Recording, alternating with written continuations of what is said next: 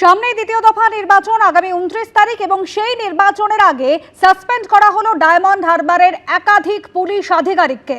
Diamond হারবারে একাধিক police আধিকারিককে suspend করে বিভাগীয় শাস্তিমূলক প্রক্রিয়া শুরুর নির্দেশ দিয়েছে নির্বাচন কমিশন।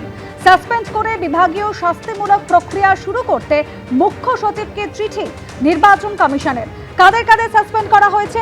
ডায়মন্ড হারবারে অতিরিক্ত police super Sandip Garai, Diamond হারবারে এসডিপিও সজল মণ্ডল সহ একাধিক পুলিশ আধিকারিককে সাসপেন্ড করা হয়েছে। আগামী 29 তারিখ নির্বাচন রয়েছে ডায়মন্ড হারবার সহ একাধিক জেলাতে এবং দ্বিতীয় দফা নির্বাচনের আগে এভাবে ডায়মন্ড হারবারের একাধিক পুলিশ আধিকারিককে সাসপেন্ড করা হয়েছে এবং তাদের বিরুদ্ধে শাস্তিমূলক প্রক্রিয়া শুরু করার নির্দেশ দিয়েছে নির্বাচন কমিশন এবং এই মর্মে চিঠিও দেওয়া হয়েছে মুখ্য সচিবকে। রুমা পাল আমাদের প্রতিনিধি রয়েছেন আমাদের সঙ্গে। রুমা, কোন কোন পুলিশ আধিকারিককে সাসপেন্ড করা হলো এবং কি অভিযোগের পরিপ্রেক্ষিতে নির্বাচন কমিশনের এই নির্দেশ?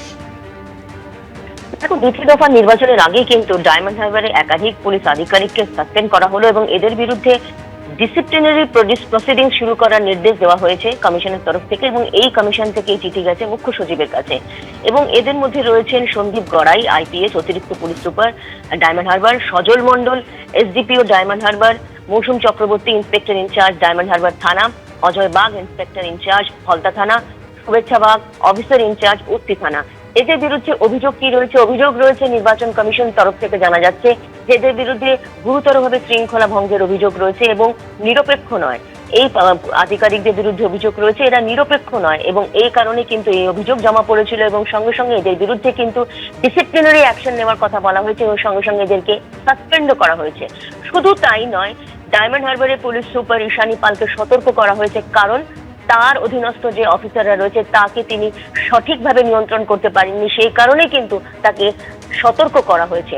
এবং জানিয়ে রাখি যে এই চিঠি যখন মুখ্য সচিবের কাছে এসছে নির্বাচন কমিশনের তরফ থেকে, আজকের মধ্যে কিন্তু এই নির্দেশ কার্যকর করার নির্দেশ দেওয়া হয়েছে এবং সেক্ষেত্রে বোঝা যাচ্ছে যে দ্বিতীয় দফা নির্বাচনের আগে কিন্তু আমরা দেখতে পাচ্ছি প্রথম একদম হিঙ্গলগঞ্জ থেকে থানার ওসিকে সাসপেন্ড করা হলো এবং রাতেই কিন্তু সাসপেন্ড করা হলো আরো 5 জন আধিকারিককে সাসপেন্ড করা হলো, সেটা ডায়মন্ড হারবার থেকে। এবার বোঝা যাচ্ছে যে দ্বিতীয় নির্বাচনের আগে কিন্তু কমিশন আরো সতর্ক এবং বলা যেতে পারে আরো কড়া পদক্ষেপ নিচ্ছে। সেই সুবাদে কিন্তু দেখতে পাচ্ছি প্রথম পদক্ষেপই দেখা যাচ্ছে যে একাধিক পুলিশ অফিসারকে কিন্তু সাসপেন্ড করা হলো। ধন্যবাদ রুমা। আসি পরের খবরে। জঙ্গিপুর পলিটেকনিক কলেজের স্ট্রং রুমের ক্যামেরা দফায় দফায় বন্ধের অভিযোগ। খবর পেয়ে ভোররাতে এলাকায় সাগরদিঘি বিধানসভার তৃণমূল প্রার্থী বাইরন বিশ্বাস স্ট্রং রুমের সিসিটিভি এবং বাইরের ক্যামেরা বন্ধ নিয়ে ক্ষোভ প্রকাশ করেছেন তিনি। রাতে অনেকক্ষণ আলো বন্ধ ছিল, তাকে হারানোর জন্য চক্রান্ত চলছে অভিযোগ করেছেন তৃণমূল প্রার্থী। পরাজয়ের আর্তনাদ প্রতিক্রিয়া বিজেপির রাজ্য সম্পাদক শাখারব সরকারের।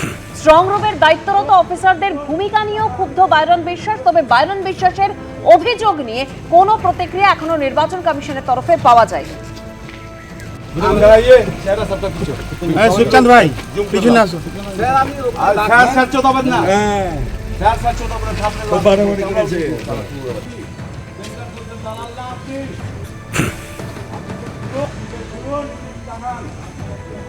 দশটার সময় এসে দেখছি শুধু সেন্ট্রালের সিসিটিভি গেটের ভেতরে, যেখান থেকে আমরা দেখতে পাচ্ছি না কোন বিধানসভার কোনটা ছবি। আমি চার্জ করলাম যে বাইরে এলসিডি নেই কেন, গেটের বাইরে, ভেতরে তো ঢুকতে দেবেন না, ঠিক আছে আপনাদের রুলস প্রোটোকল আমরা মানি। তারপরে এসডিও স্যারকে ফোন করলাম, এসডিও স্যার 8 ঘন্টার মধ্যে ইনস্টল করলো। আমাকে 1:30 নাগাদ আমার ছেলেরা না 1টা নাগাদ আমার ছেলেরা ফোন করে। 11:17 17 মিনিট ক্যামেরা অফ। 2 নম্বর 12:20 কিংবা 38-এ কতক্ষণ 20 মিনিট বন্ধ, 20 মিনিট বন্ধ। তো আমাদের বাড়িতেও ডিজি আছে, জেনারেটর আছে। আমি 1 সেকেন্ডে ডিজি চালু হয়ে গেছে কারেন্ট পালালে তো পুরো সিস্টেমে কারেন্ট পালাতো। এখন টেকনিক্যাল ফল্ট বলছে, না টেকনিক্যাল ফল্ট না, এটা ওই ফল্ট, দিল্লি ফল্ট। এবিপি আনন্দ এগিয়ে থাকে, এগিয়ে রাখে।